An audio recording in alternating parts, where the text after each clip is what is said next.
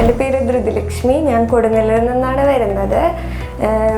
ഞാനിവിടെ അഡ്മിഷൻ എടുത്തത് Galaxy education സെൻറ്ററിൽ നിന്ന് കോൾ വന്നിട്ടാണ്. അപ്പോഴാണ് ഞാൻ ഇത്രയും കോഴ്സുകളെ കുറിച്ച് അറിയുന്നതും പിന്നെ ഇവിടെ കോളേജ് വിസിറ്റിന് പോവുകയും ചെയ്ത്. ഇവിടുത്തെ നല്ല സർവീസാണ്. ഞാൻ എന്നിട്ട് ഷൺമുഖയിലാണ് അഡ്മിഷൻ എടുത്തത്, BSc റെസ്പിറേറ്ററി തെറാപ്പി. പിന്നെ ഇവർ കുറേ ഹെൽപ്പ് ചെയ്തു. ഇവിടെ ഓരോ ഡൗട്ടുകൾ നമ്മൾ വിളിച്ച് ചോദിക്കുമ്പോൾ നല്ല ക്ലിയർ ആയിട്ടാണ് അവർ പറഞ്ഞു തരാറ്.